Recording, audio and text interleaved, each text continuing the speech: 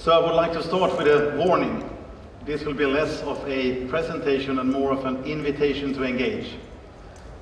I have spent the last 25 years of my life as an academic, as an entrepreneur, and as an investor, trying to improve and reshape the global healthcare system. Some of my ventures have been successful enough to be listed on known exchanges. Some have been successful enough to be acquired by known industrial groups. However, most importantly, I have learned myself that this is a huge transformative challenge, and I will need all the help I can get to move forward. So today I would like to speak about one of my favorite ventures that I've invested in the last 6 years. It's called SeaHeal.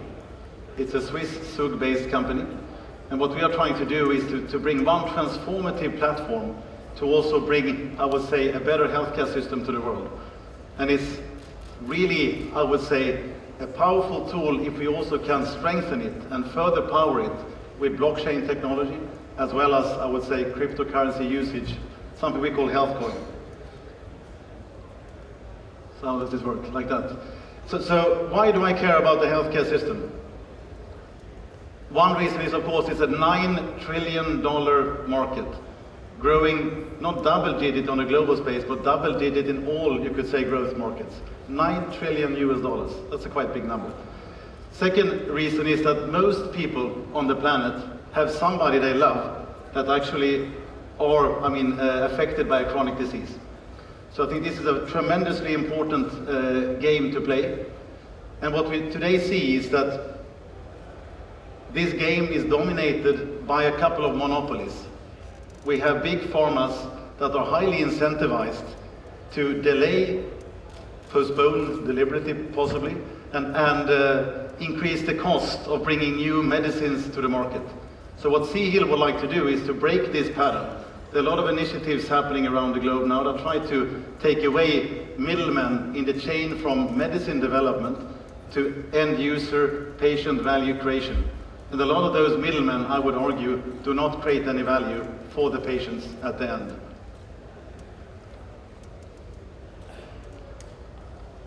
So what have we done? Last 6 years, we have tried to develop a technology platform that can take one important step towards challenging this monopoly. So we have developed a high throughput screening system that actually gives us the possibility of testing active substances against different diseases in a much more cost-effective way than ever done before. So that has now been developed, established, commercialized, CE marked or CE approved, and we also have tested and piloted this in the most interesting place on the planet for deploying a system like this. That would be in Indonesia, that hosts most of the marine biodiversity in the world. And why is marine biodiversity important? As you know, pharmaceutical industry since Second World War has been a chemistry game. We have tried as creative engineers, creative chemists, we have created different type of, you could say, substances that we then want to have to trigger immune systems in the body. However, we have also seen in parallel that the most brilliant, you could say, active substances is already to be found somewhere else. The oldest forms of life on the planet is coral reefs.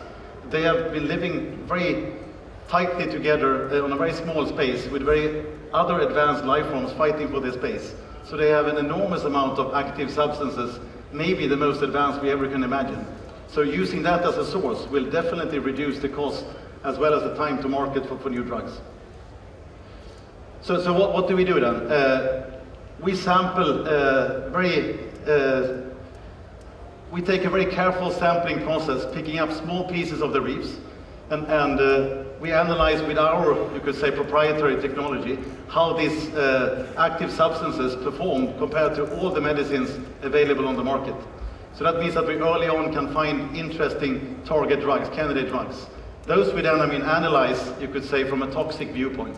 Even if from the beginning, by our choice of marine biology-driven selections, we reduce the risk for toxic activities. And then, of course, we need to move into the monetizing process, where we find different ways of reaching out with our medicines to the end user more effectively than I would say that the pharmaceutical industry ever have done.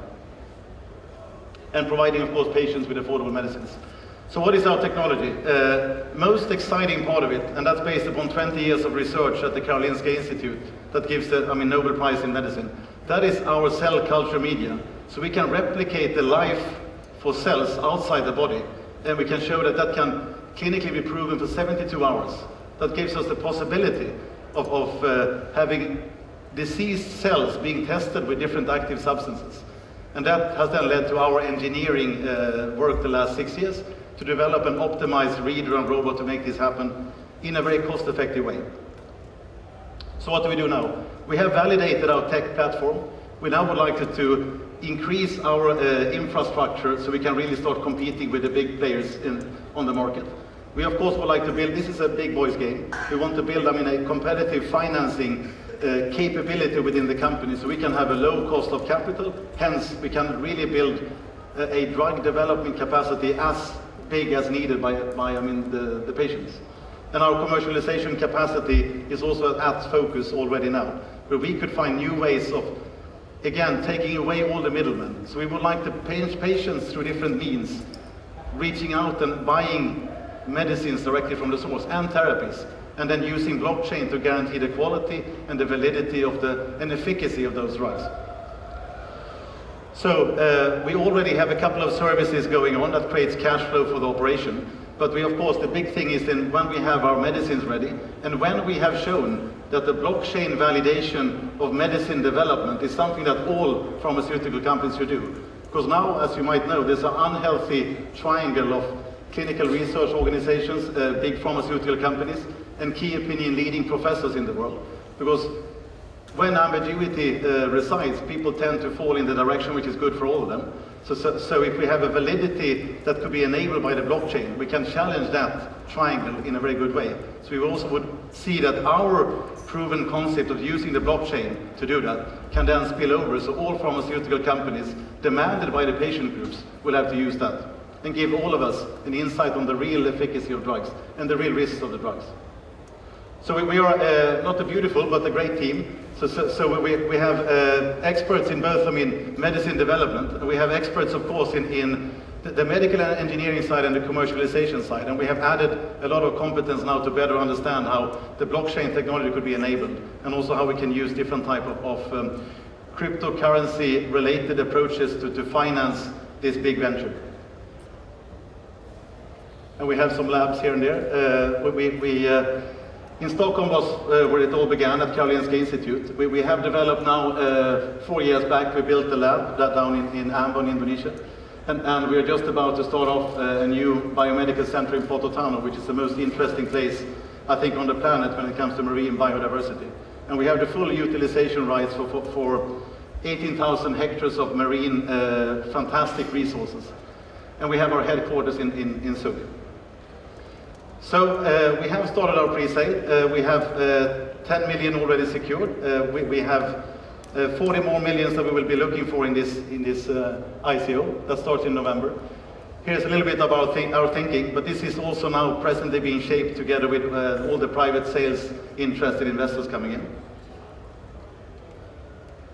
We think that there are 3 things we can provide.